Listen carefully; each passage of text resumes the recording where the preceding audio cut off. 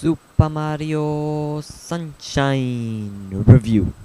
For many fans of the Mario series, this game is controversial.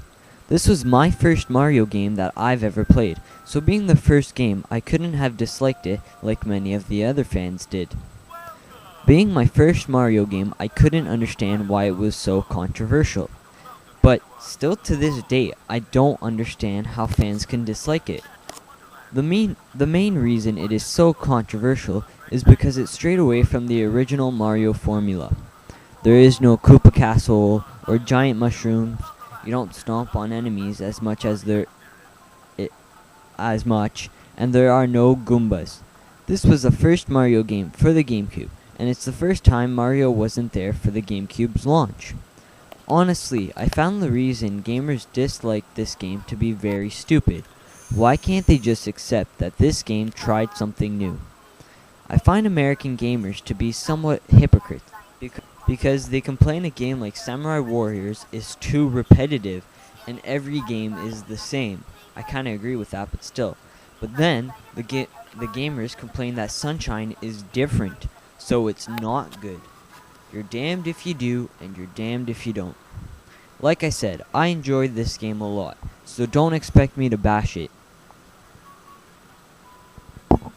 So after many long years of saving Princess Peach, it's finally time for a vacation. When Mario arrives at the airport, there is a bunch of this gooey-like substance. Mario finds a contraption called Flood, and washes away the goo and defeats this type of goo monster.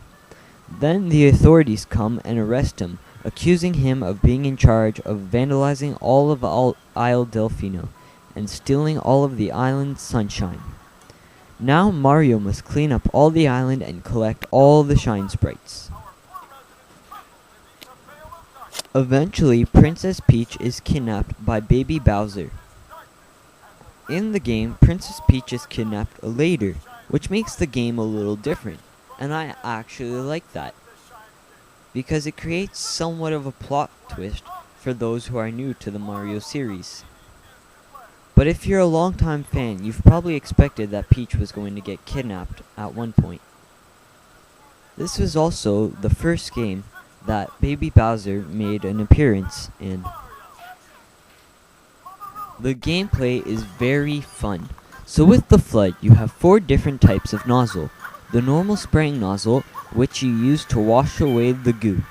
The hover nozzle, which you use to sort of stay in midair and jump and reach places. The turbo nozzle, which propels you to run super fast, and the rocket nozzle, which blasts you way up in midair. The latter 2 are unlocked later in the game. The nozzles make platforming at high altitudes much easier, and it also makes it more fun, and you can explore the levels more easily with the use of the nozzles. The game takes place in the whole island. Delfino Plaza acts as your hub world, such as the observatory in Galaxy. Throughout the plaza, you will find these sort of warps that bring you to different areas. Each area has 8 levels, and there are a total of 7 areas. Each area revolves around the tropical paradise, which makes the setting very large and vast. The size of an area is huge, and since the levels are pretty much non-linear, you can explore the beautiful setting and parkour over the rooftops. Throughout the levels, you will find many levels. Each are different, but there are levels that are nearly the same but are just taken in places that are different. For example, you have the red coin levels.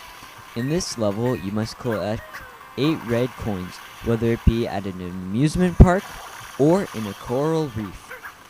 In some levels, you have to chase Shadow Mario, or maybe you have to race with Il Pantissimo. These aren't the only fun levels. In each area, you will find the secret of levels.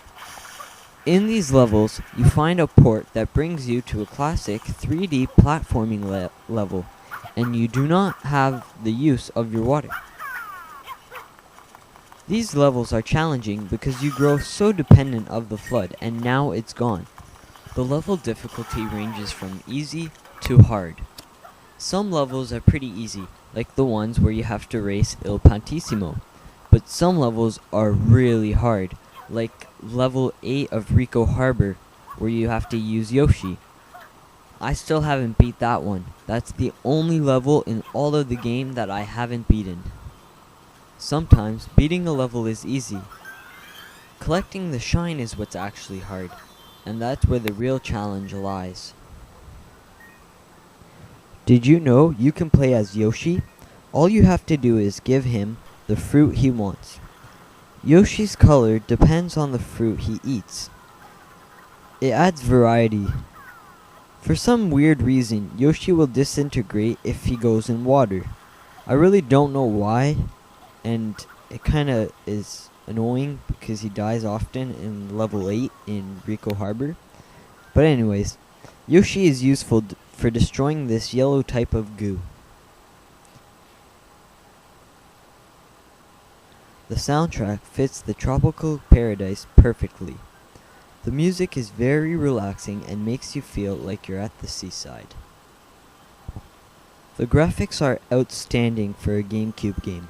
I would even say that the visuals are up to par with most Wii games. The whole island is bright and colorful, and it makes you feel like you're in a warm place. Although being a great game, there are still some flaws in this game. There were a few things that irked me. The camera angles. The camera angles for this game aren't the greatest. Sometimes when you're using your water and you're spraying, the camera angle will change and either go too close or zoom out, and I didn't like that. The second part is really just my personal opinion. It's that when he carries a fruit or something heavy, he will make this sort of noise like and if you're carrying that fruit for a long time, all you'll hear for a minute is Mario going and it just really gets annoying. I mean, that fruit isn't Peach. The last thing that bothered me was that in the platforming levels, you would click A to jump and it wouldn't always respawn. So you'd be running and then you would have to jump. So it's a run and jump. But you don't jump even though you click the A button. It's almost as if you walked off the block and just died. So I died a couple of times doing that, which really kind of annoyed me because I did click the A button but nothing happened. I don't know if it's just me or if there's a special trick to it so that you don't end up walking off the cliff. So despite all the controversy with this game, I still love it. The graphics are beautiful, the whole world and setting is beautiful, the levels are fun and challenging. The levels are like much more challenging than Galaxy. So, I have to give this game a 9 out of 10. I have a quick announcement. So I will be doing a video where I show you my top 10 favorite levels of Super Mario Sunshine, and I'll have my top 8 favorite areas. So my least favorite area to my favorite area. And that will be in one video coming up soon. So stay tuned for that. And I hope you enjoyed my review. If you did, please feel free to comment or subscribe. Thank you.